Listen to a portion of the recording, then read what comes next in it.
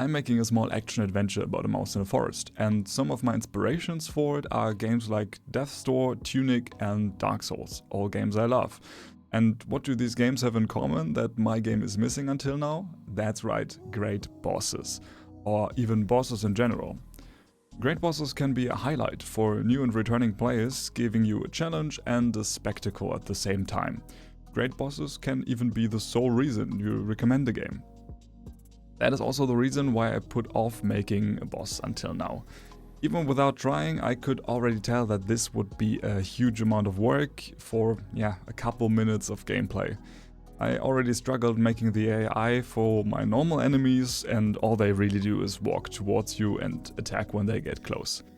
So to get over my paralysis and actually start making a boss, I decided to break down all the elements of a good boss for me and find the differences to a normal enemy, isolating the difficult parts and breaking them down into achievable bits.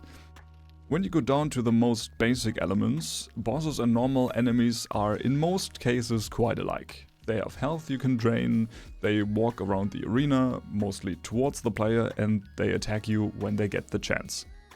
So, to start, I made a base system that would stay the same over all the bosses, with elements like health, moves and basic movement. But when you simply apply all of these elements to a boss and call it a day, you can end up with big guy with sword syndrome, where all of your bosses are essentially a big normal enemy that simply does more damage and has more health, but is the same in every other regard, and is also very similar to every other boss. That might be fine for 1 or 2 encounters, but if the player is excited for the next boss and it turns out to be another guy with a sword, it can be really disappointing and even stop them from playing completely. So what can we do to spice it up? To break up the usual gameplay routine and create a unique fight? Well, that's where it gets difficult on multiple levels. Because if you want to have a unique experience, that usually means that you need to create new models, code and sounds to make it unique. For my first boss, I quickly made a simple model and a few animations for different moves that will probably be replaced at some point in the future. Without a concept artist, it sometimes takes me quite a while to come up with a good design, and this one really doesn't do it for me yet. For the systems, I'm usually a big fan of abstraction and generalization. I like to create one thing and repurpose it in as many places as possible. I'm always trying to think while coding, how can I make this thing I'm working on more accessible to different systems and more generalized so that it can be used in as many scenarios as possible. But this is basically where my generalized systems start to hurt more than they help, because every boss would feel the same if they literally use the same system. So I made an event system that can detect a specific move and call a method with all the stuff for that specific move. This way, all bosses can use this same system to trigger their moves, but what actually happens is hard-coded in their behavior. I also created 2 sets of moves, one for close range and one for distance combat. If you are within the close combat range, only close combat moves will be used. The opposite happens when you are outside of close combat range.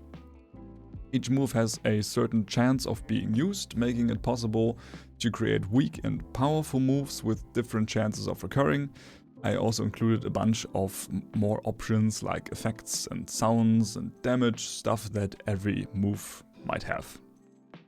Alright, so I found a good middle ground between generalized systems and individual control, which allows for completely different moves for each boss, even though the base systems are the same. Some special encounters will obviously still need their own systems, but for a small developer like me, it's very handy to have a system that I can reuse at least a few times, instead of having to create something completely new from scratch every time. Like this, we could probably already create a decent boss, but we can make it a little bit more interesting. And turning a good boss into a great boss can be as easy as including one element that you have to keep in mind while fighting this one specific boss. A gimmick if you want. Maybe the boss slowly breaks the ground underneath you and you have to keep an eye on where you're going. Maybe you can only attack a certain part of the boss and you have to figure out how to get there. Maybe there's an environmental hazard within the arena that you and the boss can get hit by. Maybe the boss is actually two bosses and you need to juggle both of them at the same time. It doesn't have to be fancy or hard to set up, it's just about breaking up the usual gameplay routine so that the player has to adapt a little. This might be something mostly experienced players will notice if it's missing, but all players will have a more fun time if there's something special about the boss, regardless of experience.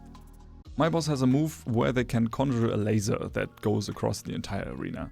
So I thought it would be fun and make the fight more difficult if there was another move that spawned an orb around the arena somewhere that would periodically shoot out a laser, making the arena more and more difficult to maneuver through as the fight goes on.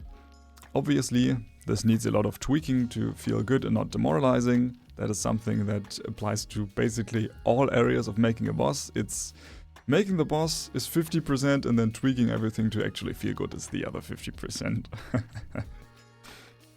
So I made a cap of how many lasers can be within the arena at any given time, and I added a longer laser build-up time during which it doesn't do any damage yet, so that it's easier to avoid.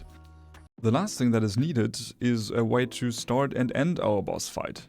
Usually bosses don't just roam around the world like normal enemies, even though that is something that you could absolutely do. I wanted to create a little cutscene for it though, as there is a bit of lore implication around this boss fight and it wouldn't make sense otherwise.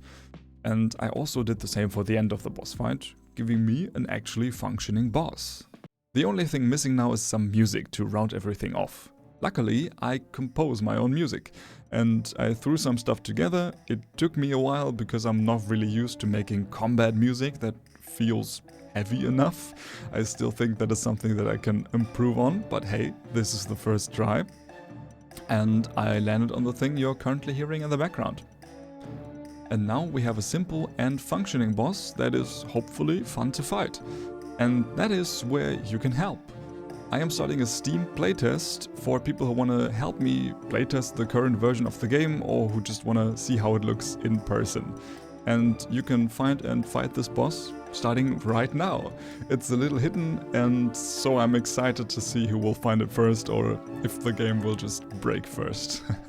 So feel free to go over to the Steam page for Take Care and click that Join Playtest button starting right now.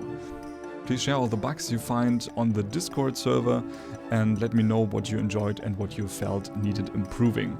I'm grateful for any feedback. That is kind of the idea of the playtest, and I really hope to elevate this thing a lot higher, using your feedback. So I'm excited on what will happen in the next couple of weeks. Alright, that is it for now. If you have any questions or comments, comment them in the comments and I will comment those comments. Bye!